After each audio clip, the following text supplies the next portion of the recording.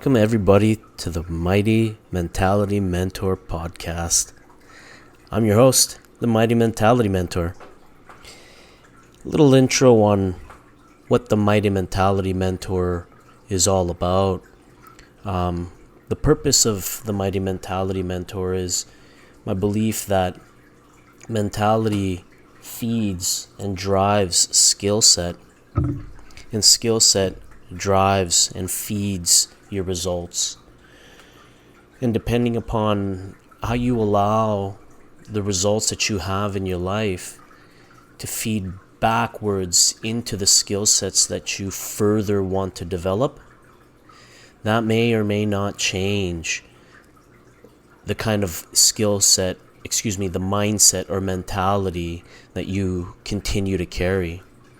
So we're going to be diving into all of the details with respect to mentality, skill set, how it affects results, having continued success, and all the things related to mentality and how it drives all of these other levers, really.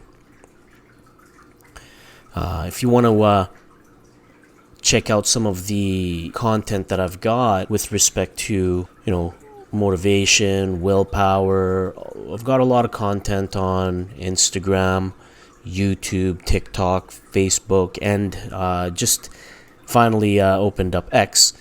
So on YouTube, Instagram, and TikTok, you can find me at Mighty Mentality Mentor. On Facebook, you can find me at mighty.mentality.mentor. And on X, you can find me at Mighty Mentality. So the first podcast that we're going to be going into, or the first topic rather, that we're going to be kind of really diving into is intent.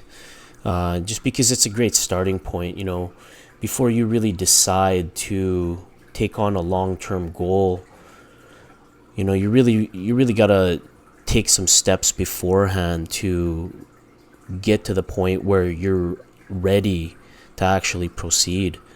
And so a lot of times you have to make the decision to actually move forward with a long-term goal. Now, that actual decision-making process, it all starts with intent, right? Because without your vision, without intent, you can sway with the wind, right?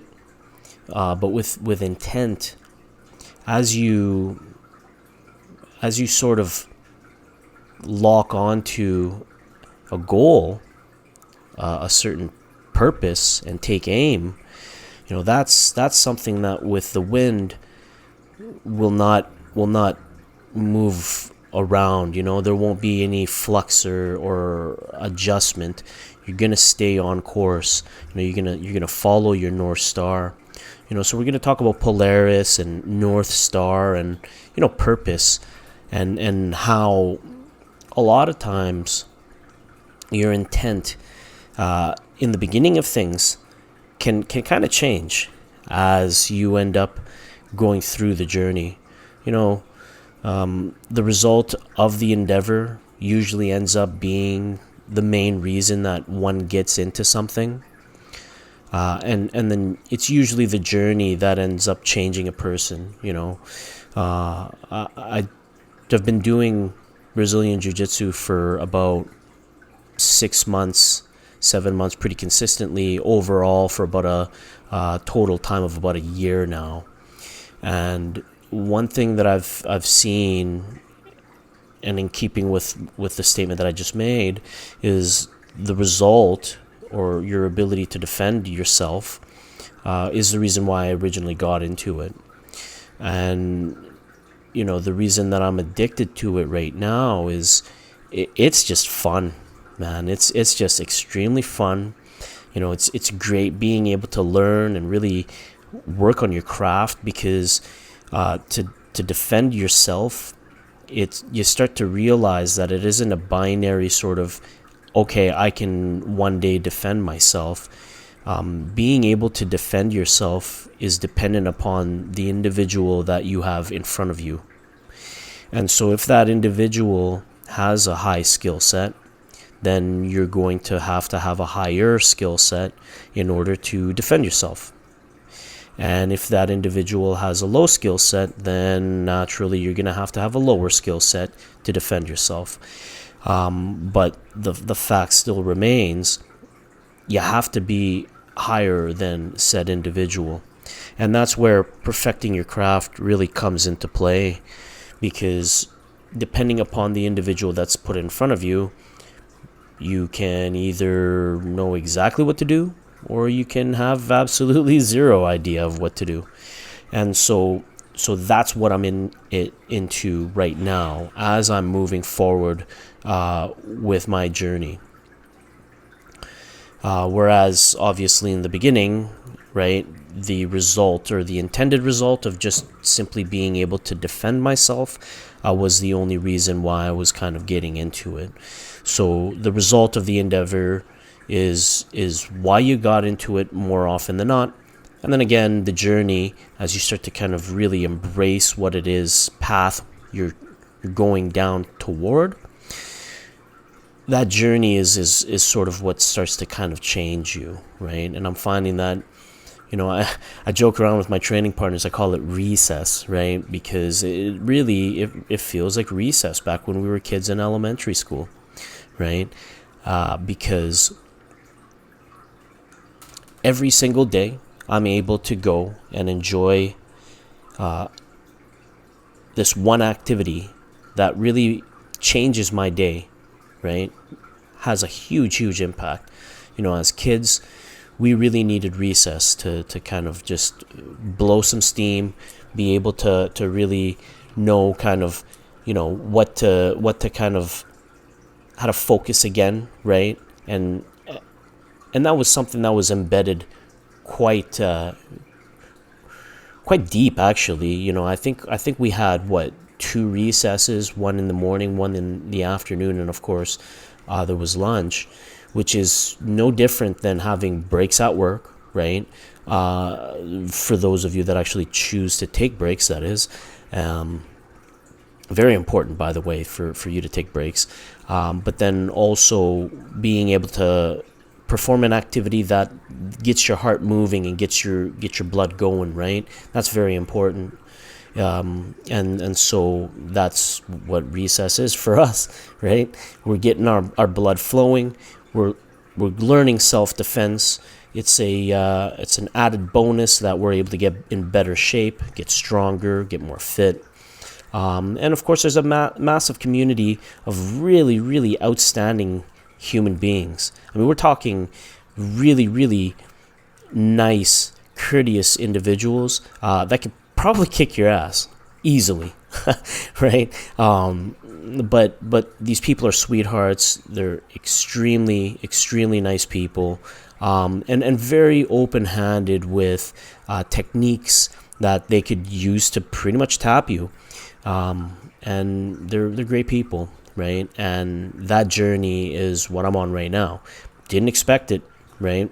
Of course, you see that martial arts, for the most part, is marketed or kind of viewed as a highly respectful arena.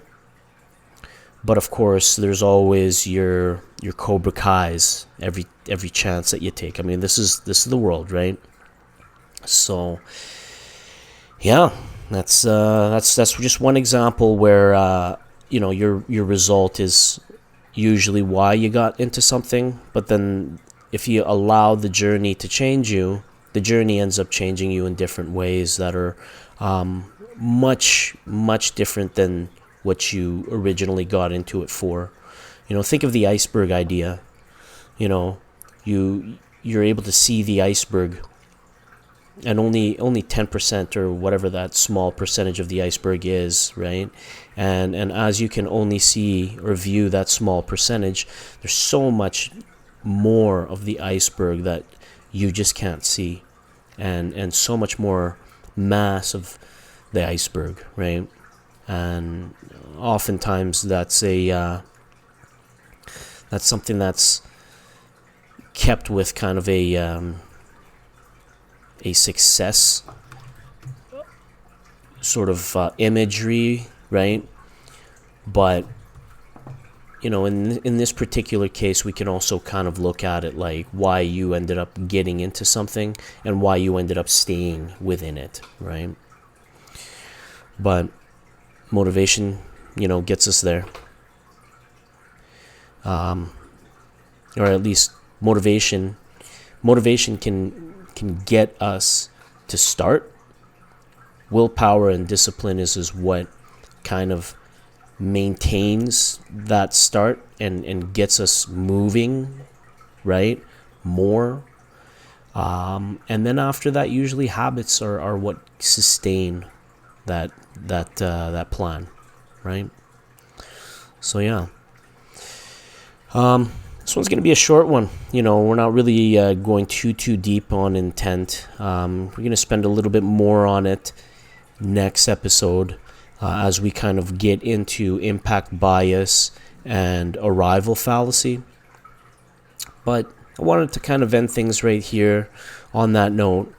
Just to start off our first episode of the Mighty Mentality Mentor podcast. Introduce myself, introduce what our purpose is. Give you a little bit of a taste on kind of intent and where we're going to be starting and where we're going to flow as 2024 rolls in and out. And then, of course, again, just wanted to introduce myself. So, once again, if you wanted to check out our content here and give us a like, give us a follow. I am on YouTube, Instagram, and on TikTok. Once again, that's at Mighty Mentality Mentor. On Facebook, at mighty.mentality.mentor.